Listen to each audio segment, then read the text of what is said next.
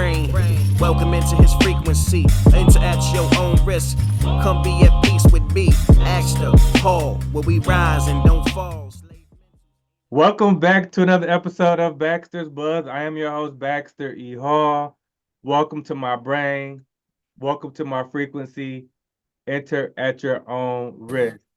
Today, I have a special guest. He is one of my best friends. I consider him a brother. Um, he is a husband, a father, um, an Army vet, and a new author. The book is called A Bridge We Must Build, a dialogue between Black men and Black women. Deon Carson, welcome back to Baxter's Buzz, man. Appreciate you, man. Thanks for having me. Man, I appreciate you, bro. Let me just start by just saying, I'm super proud of you. Um, I've, had an advanced copy of the book. We talked about it and read through it. I've given you opinions. But I also just want to thank you for your encouragement to me. A lot of the podcasts and a lot of the stuff that I'm doing, it's been ideas that you've had, things that we've talked about, and really encouragement that you provided for me. So thank you for being like always in my corner, one of my biggest fans, and also kicking me in the butt when I needed to. Appreciate you. That goes both ways though. Yeah, And then, also with the addition of, Dr. Tillman, when the book coming out, you need to put it yeah, out. And Pastor Staten with the prayers, continuing within our group. It's been a great push from all three of you guys. yeah. We've done that for each other literally 20 years now. When other folks may not have been there to hold us accountable, we did our best to hold ourselves accountable as peers, right? Absolutely. So let's start with the premise for the book. It's very clickbaity. It's very, um, it's it's a hot topic. It'll continue to be a hot topic. Just the dynamic between men and women, but specifically between Black men and Black women, and like the way that many times it seems that though like the stuff that gets the most views, we're like pitted against one another. Like talk about your interpretation of that and sort of talk, the like premise for writing what you wrote and how your project is, different from that. For sure. Well, first, I want to say, as a covenant member of the body of Christ, I realize that I'm a member of a community that involves every nation, tribe, and tongue. But God intentionally made me born within the ethnicity and the community that I'm in. So I have a special concern and affinity for my particular community. We are in a time and age where there's a bag associated with the gender war, for lack of a better term, within our community. Everybody's a relationship expert. Everybody knows what the other side should be doing. And the majority of it is pejorative from one side to the other. And it's proliferated through social media, through our algorithm, which intensifies. But I see very few answers. I see very few civil discourse and dialogue amongst the people. So everything seems like a shot across the bow as opposed to an initiative to build the bridge to the only two parts of our community. Yeah. And we've talked about this in a number of different like genres. We've talked about it in sports, we've talked about it in politics.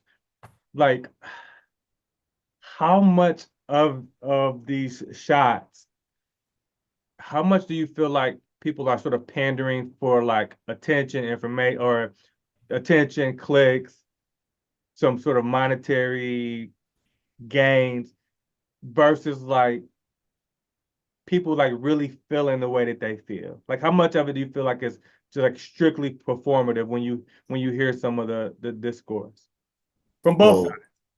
Well, I feel like in this time frame, I've come across 4 different types of people.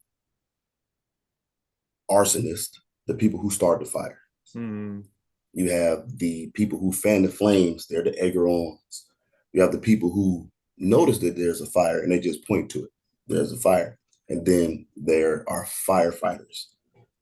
The firefighters are the least and the most quiet out of the bunch. The fire starters are the loudest and they have the biggest platforms. And then the people who share those platforms are fanning the flames. There's 2 types of currency going on with this. There is actual monetary currency, and there's the currency of attention. And then they intersect, right?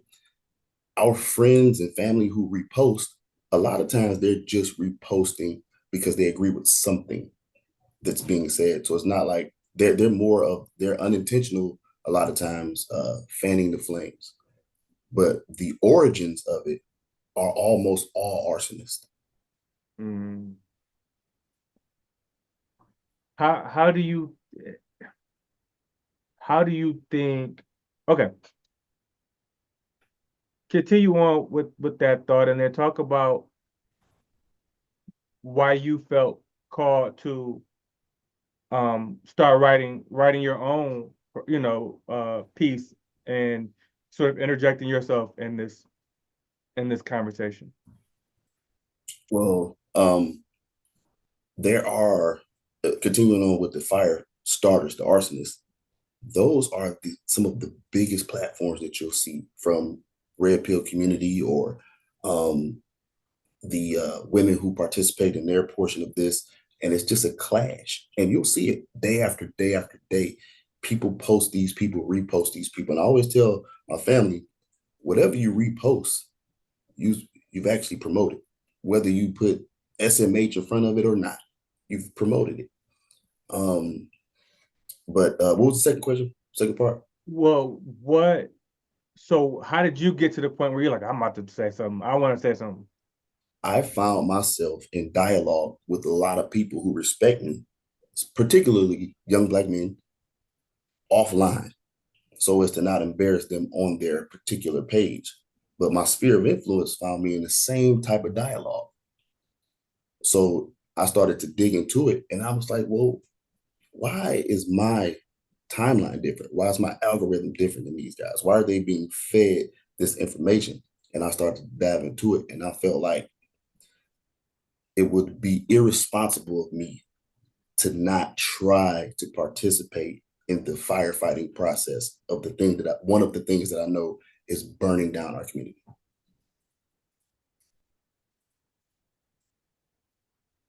That's powerful. You feel like it's burning down our community. Talk about that. There are only 2 halves. Like you and I don't understand how you can even say the word community or people or family, and one side is throwing shooting arrows, flaming arrows at the other side, and vice versa.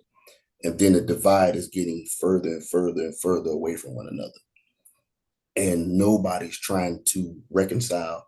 I'm sorry, I don't want to use hyperbole, but there aren't many loud voices that are talking about reconcile and reconciliation and getting back together and building that bridge so we can come together as a community. I am a Black man who has a Black father, who has a Black son, who has Black brothers. I am also the son of a Black woman, married to a Black woman, and I have a Black daughter. The only way we became what we are was both sides of the community coming together to even create the next generation. But if we're continuing to throw shots at one another, berate one another, belittle one another, how in the world can we see ourselves moving forward? Welcome into his brain. Welcome into his frequency. Enter at your own risk. Come be at peace with me. Ask the Hall, where we rise and don't fall.